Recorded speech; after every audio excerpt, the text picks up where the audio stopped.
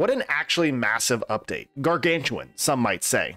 NA players, we are getting so many things in this new update, I can't even begin to describe how great all of this is. Let's do a quick run through. Our first major content drop is the brand new continent, Kotana. A lush jungle-like environment with new story, area quests, dungeons, monsters, bosses, and rewards. The video presentation from the developers showcased a lot of amazing new things coming to Kotana. I just have to say it, as usual, the art team is absolutely killing it. To celebrate, we are getting free transmogs for the fairy family, which really look nice. The new Archer class summoner and monsters don't appear to be in this update, so I'm guessing that they're going to be sometime in later April or even May. Hopefully sooner.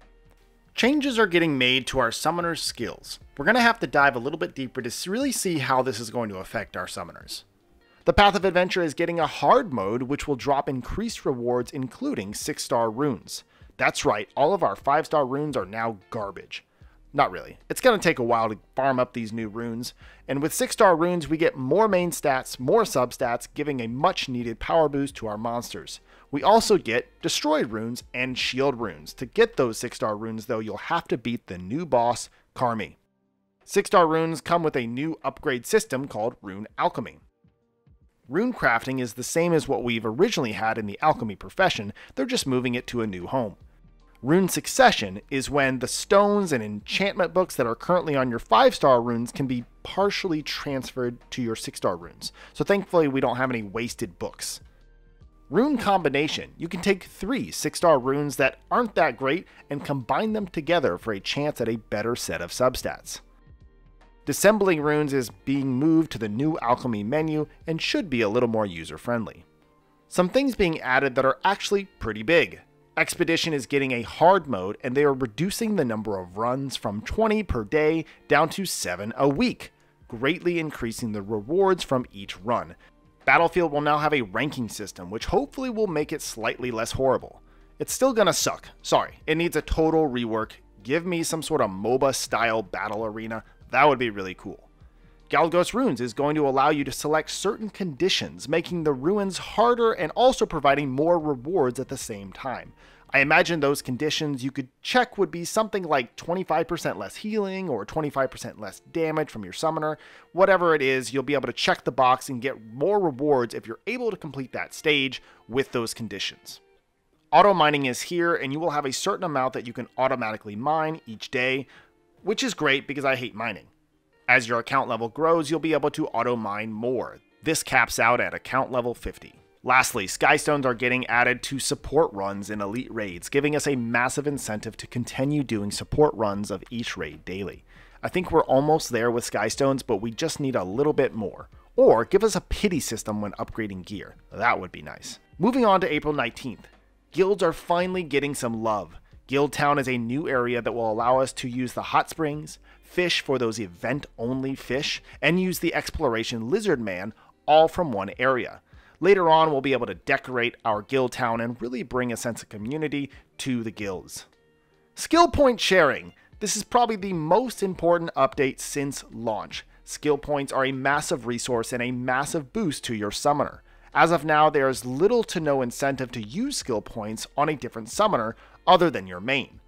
Now I can bring my Orbia skills to the same level as my Cleef. This is great for so many reasons. Orbia is better in PvE content and Cleef is a little bit better in PvP, so being stuck on one summoner was really not great. But this also allows the devs to get a little more data on the balance between summoners in arena and PvE content. Other improvements include more combination options. Much like the gems that we can combine, we'll now be able to combine enchantment books, skill stones, and all kinds of other things to hopefully get us a higher tier or better one of those.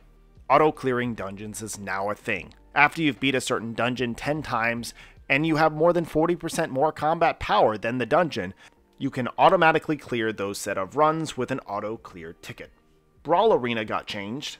Now we can choose 5 monsters, ban one of the enemies, and choose 3 of the remaining on our side, giving us a lot more flexibility but requiring a lot more strategy. Oh, also if you lose a repeat battle, you can keep going automatically. Cool! Now I don't want to leave my global friends hanging. You're going to get a lot of new stuff coming up here in April.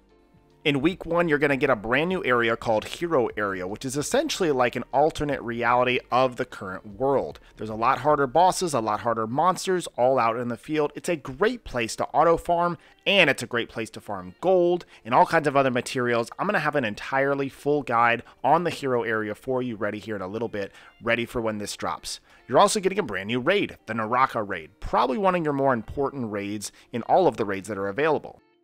Lastly, you're getting Battlefield. That's that PvP content. Battlefield is in a really rough spot right now, but it is a decent place to farm up some Devilmon as well as farming Skystones. In week 2, you're going to get a ton of events, so it's important to keep up with these events in order to get the most out of them. Lastly, in week 3, we're getting brand new content. In this case, it's going to be the Seal boss. Seal is extremely important for a lot of materials that you're going to need to 6-star your weapons and equipment. The system improvement could mean a lot of things, so we'll have to wait and see, but the new guild content is very likely just the guild raid boss. Who knows, you might also get the guild housing. Wow, that was a lot. Let me know down in the comments what you're most excited for. If you like this kind of content, let me know, hit that like button, and if you've been liking all the videos, make sure to hit that subscribe button. As always, I'm TopherSmurf telling you to keep on gaming.